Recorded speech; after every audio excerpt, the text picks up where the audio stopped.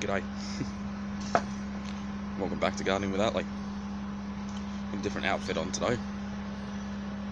It's cold, okay? It's cold. Reminder, the show's not for kids.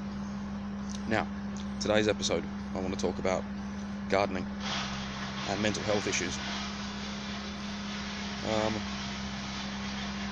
Can you overcome mental health issues by gardening? I have to speak up because there's a wood chipper going over there. But yes, everyone can do it, and it will help with mental health issues like depression, anxiety, and post-traumatic stress disorder. I know that firsthand, so it does work, and be a lot better than taking prescription medications for things like that.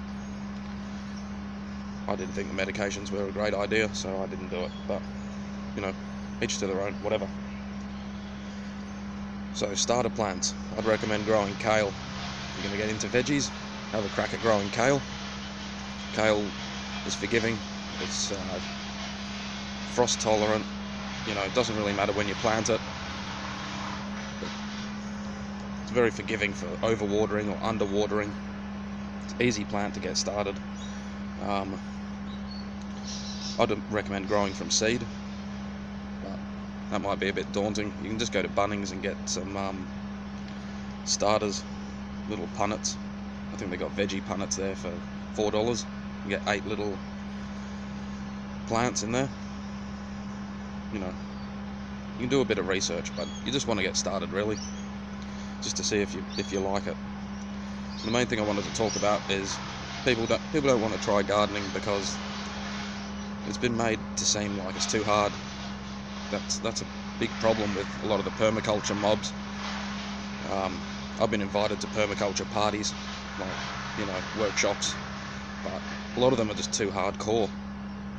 They're saying, oh, mix the soil, put some charcoal in it. Oh, too much charcoal, it's fucked.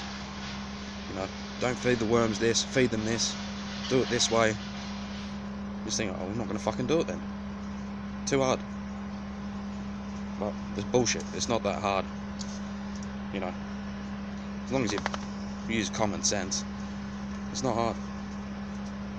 You know, you don't have to go hardcore. These permaculture mobs, some of them are like, oh, you know, we're going foraging for mushrooms with our hand-woven wicker basket. Fuck off, mate. Get some kale. I'd recommend not growing things like tomatoes or peas or cucumbers at the start. They're fussy. They'll die in the arse if you give them too much water at the wrong time, if they get water on the leaves. Peas are a fucking nightmare. I'm ready to give up on them. I don't know what I'm doing wrong, but it's just a headache. Tomatoes. If you can grow tomatoes in a self-watering container, they like that. They do like that. But hand watering them, you know, you miss a day, or you do it in the morning and then the afternoon, or water gets on their leaves. It's just too hard. It's too hard to start off with. Just fucking don't worry about that. Don't worry about any of them plants. You might think, I like cucumbers and tomatoes. They do taste nice, but if you're inexperienced, it's really easy to have failures, and when things fail, it'll scare you off. So just do basic. Have a look on YouTube.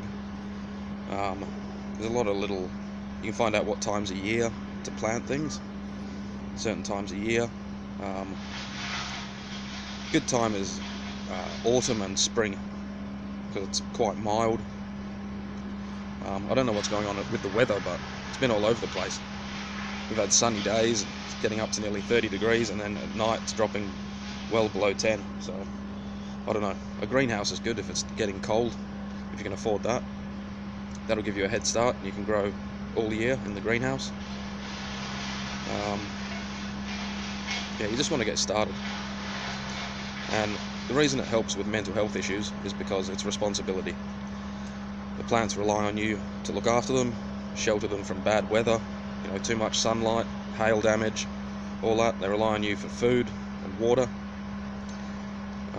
If you buy good quality organic soil, it'll probably have manures and things like that in there, so you won't need fertilizer for a year or 6 months. and I'd recommend just growing in pots. Growing in pots, you can do a lot in pots. These are all grown in pots. That's a kale there. This is a good one. It's Tuscan kale. Looks like that.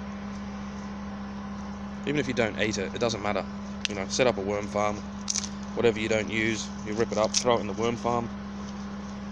But kale's alright. It's just like spinach, but it's not as fussy with growing conditions. They do get aphids on them. That's one thing. They get aphids, but you just blow them off with a hose. Just inspect them every day. Yeah, I'd recommend kale. There's a few different varieties. That Tuscan one's really good. That's tough. It's a tough one. It's not hard. You can do it. And you know, if you're already taking medication for depression and you think it's not working, get out in the sunlight, breathe in some fresh air, get your hands in the soil, and do it. Get it done. Be good for you. We've got some other exciting stuff coming up. I'm building a tiny house out of a shed on a trailer. I'm going to be living in that. So I'm going to go through plans for doing that. Yeah, some pretty cool shit. Living off grid, using solar energy and collecting water, rainwater, all that stuff. All that good stuff. So stick around. We'll see you soon. Cheers.